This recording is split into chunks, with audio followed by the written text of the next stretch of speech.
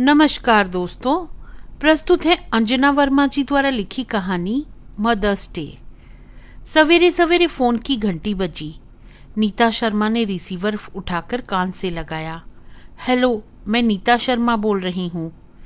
Hello मम्मा, happy mother's day.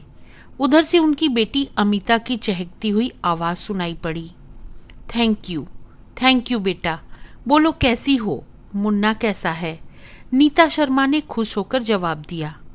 फिर नीता शर्मा के लंबे वार्तालाप की शुरुआत हो गई, जिसे अभी कम से कम 15-20 मिनटों तक तो चलना ही था।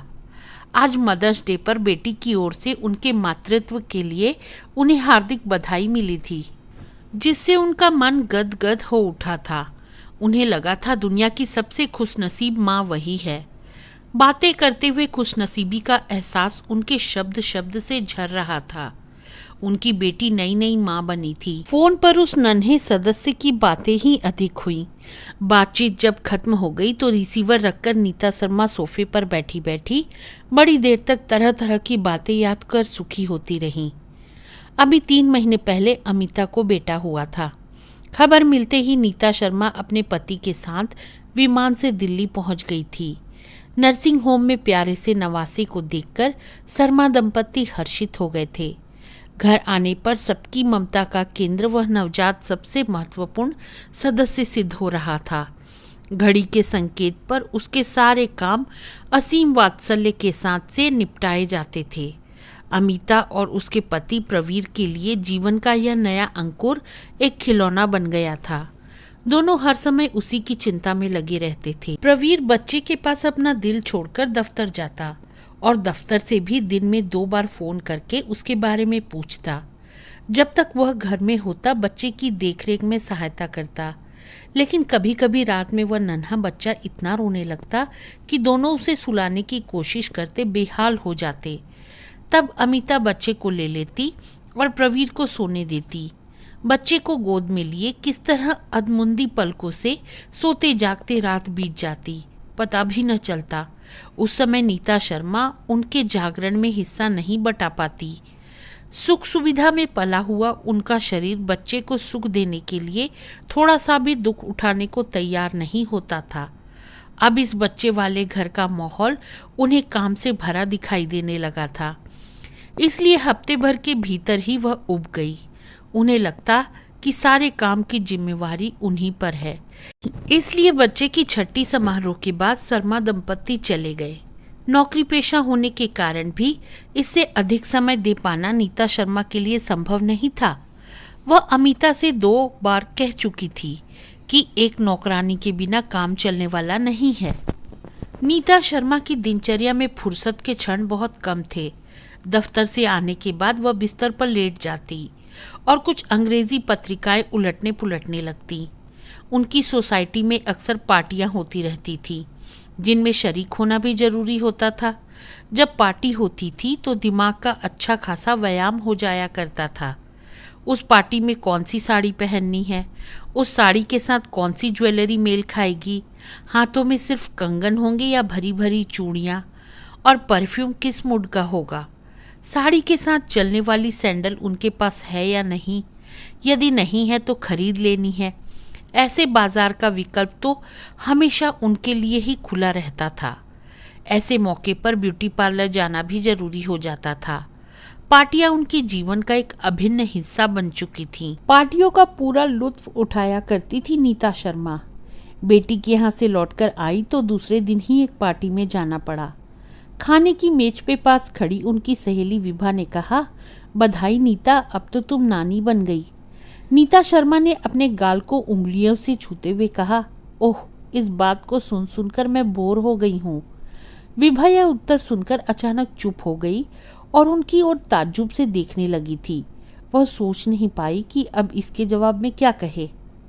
माँ के जाने के बाद पहले पहल माँ बनने के अनुभवों से गुजरती हुई अमिता के लिए बच्चे को संभालना मुश्किल हो गया था।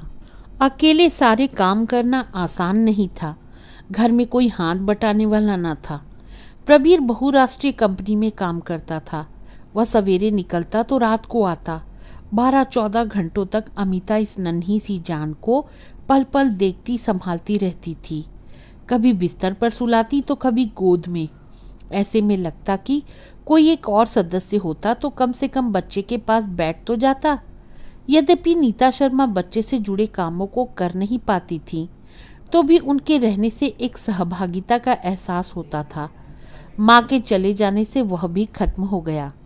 अनुभव नहीं रहने के कारण अमिता के लिए बच्चे की रुलाई के रहस्यों को समझ पाना कठिन था। वह फोन करके कभी माँ से पूछती तो कभी अपनी पड़ोसन मधु से, जो 2 बच्चों की माँ थी।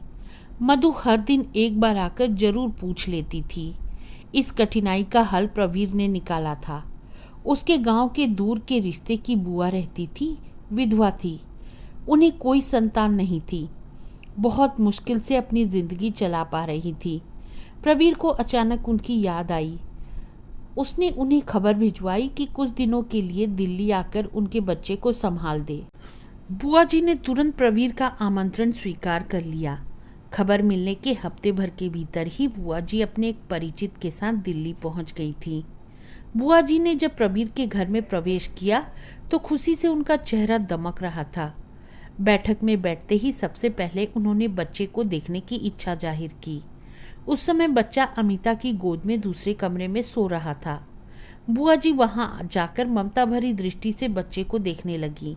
फिर उन्होंने बच्चे को उठाकर अपनी गोद में ले लिया और वहीं पलंग पर बैठ गई। बुआ जी के आने के बाद से बच्चे की देखभाल की जिम्मेवारी इस तरह अपने ऊपर ले ली जैसे वह उनका ही बच्चा हो। उसके सोने जागने के साथ उनका सोना जागना जुड़ा हुआ था। समय पर मालिश करना, नहलाना, सभी कुछ वही करने लगी थी। उनके हाथों का स्पर्श पाकर बच्चे का स्वास्थ्य भी निखर गया था।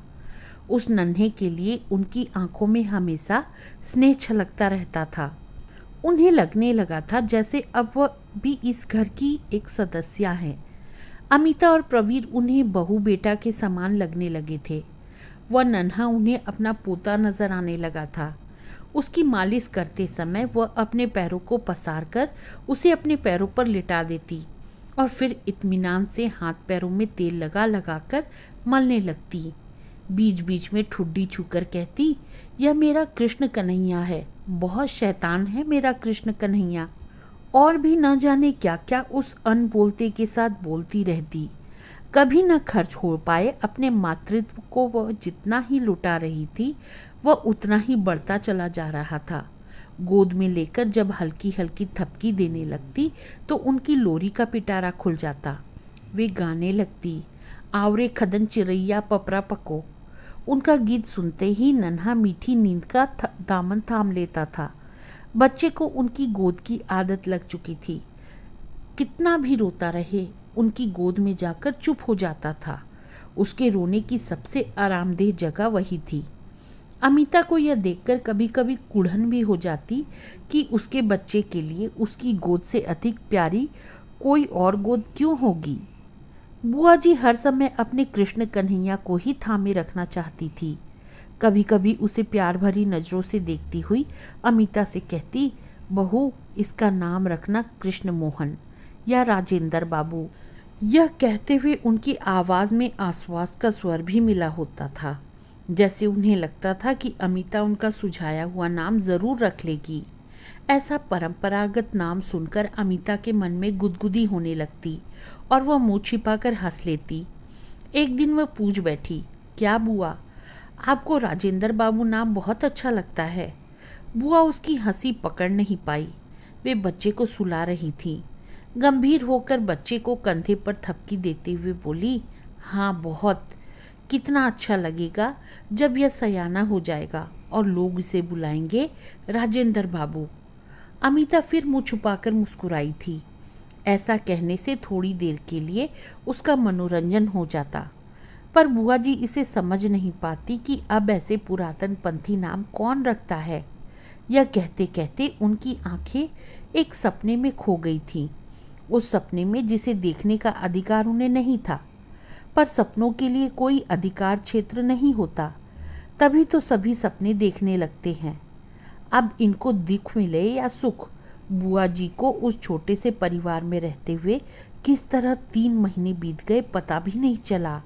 घर में रसोई बनाने से पोतड़े धोने तक का काम समय से हो जाता था। अब अमिता भी बच्चे की देखभाल करना जान गई थी। प्रसवकालीन कमजोरी भी दूर हो चुकी थी। आज मदर्स डे था। आज बुआ जी अपने गांव वापस जा रही थी। एक पुराना घिसा हुआ ब्रीफकेस और एक झोला तो लेकर आई थी और 2-4 साड़ियाँ। उन्हें समेटने और रखने में कितना समय लगता। एक साड़ी बाहर डोरी पर फैली हुई रह गई थी, जिसे उतारकर वह तह कर रही थी तो प्रवीर आया। आते ही उसने पूछा, बुआ जी आपने अपना सारा सामान रख लिया है ना? कहीं कुछ छूट तो नहीं रहा है? बुआ जी ने निष्प्रभ भाव से कहा, नहीं, और छूट भी जाएगा तो क्या होगा। उनकी आवाज़ में उदासी घुली हुई थी। तैयार होकर बुआ जी ने बच्चे को गोद में उठा लिया और कहा, जाने के पहले कृष्ण कन्हैया को खिला लूं। अब पता नहीं इससे कब भेंट होगी। मुझे यह याद रखेगा भी। उसे गोद में लेकर बुआ जी उसे प्यार से देखती रही। ना जाने क्या सोचती रही। फिर आंखों से गिर गई बूंदों को आंचल से पोंछते हुए उन्होंने बच्चे को वापस अमिता की गोद में दे दिया। अमिता ने बुआ जी के चेहरे को देखा। सुंदर गोरा चेहरा, काले सफ़ेद खिचड़ी बाल, पर आज उनका चेहरा सुबह से बेहद गंभीर और उदास दिखाई दे रहा था। वह मुस्कुराहट जो हमेशा होठों पर खिली रहती थी गायब थी। अमिता को इस क्षण बुआ जी के लिए बहुत दुख लग रहा था। शब्दों में वह नहीं कह सकती थी, लेकिन उसकी अंतरात्मा कह रही थी, आप मुन्ने के लिए रात रात भर जागती रहीं, जबकि मैं सोती रही, यह जानते हुए भी कि मुन्ने को छोड़कर आपको वापस जाना होगा। आप उस पर अपनी ममता उड़ेलती रहीं। बुआ जी आपका कर्ज मैं चुका नहीं पाऊंगी। अमिता ने भी अपनी आंखें पोंछ ली। मन खुले टेप की तरह बजता रहा। बुआ जी भी बहुत कुछ कहना चाहती थी अमिता से। देखो, मुन्ने पर ध्यान देना। बच्चे के पेट में दर्द हो तो अजवाइन से सेक देना। कुछ कड़ी चीज मत खाना, नहीं तो मुन्ने का पेट ऐंठेगा। अंग्रेजी दवाइयाँ मत खिलाना। ध्यान रखना। अब फिर मुझे कब बुलाओगी? लेकिन कुछ कह न पाई। प्रवीर ने जल्दी से उनका सामान उठाकर कार में रख दिया था। बुआ जी बाहर चली। उनके पैर नहीं उठ रहे थे। लगा जैसे किसी डोरी से बंधी हुई है। वह किसी तरह अपने को खींचती हुई बाहर निकली और कार में बैठ गई। अमिता भी उन्हें विदा देने के लिए बाहर निकल आई थी। कार स्टेशन की ओर बढ़ चली। रेल स्टेशन पर लगी हुई थी। बुआ जी घबराई हुई प्लेटफार्म की भीड़ में प्रवीर के पीछे पीछे चप्पल घिसटती चल रही थी।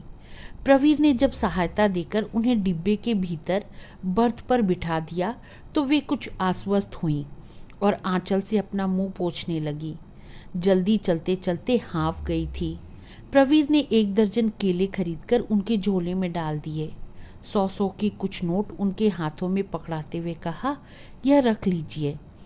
बुआ जी के चेहरे पर संकोच और असमंजस के भाव उभरे और मिट गए। उन्होंने पैसे रख लिए। प्रवीर वहीं बर्थ पर बैठ गया। अभी रेल खुलने में कुछ समय बाकी था। बुआ जी को विदा देने की सारी रस्में पूरी हो गई थी। कहीं कोई कसर नहीं रह गई थी। अमिता ने सफ़र में खाने के लिए पूड़ियाँ भी बनाकर उनके झोले में रख दी थी। प्रवीर ने कलाई उठाकर घड़ी देखी। गाड़ी खुलने का समय हो चुका था। वह उठ खड़ा हुआ। उसने उनके पैर छू लिए और कहा, अच्छा, अपना ख्याल रखिएगा। यह कहते हुए वह तेजी से नीचे उतर गया। रेल खिसकने लगी थी।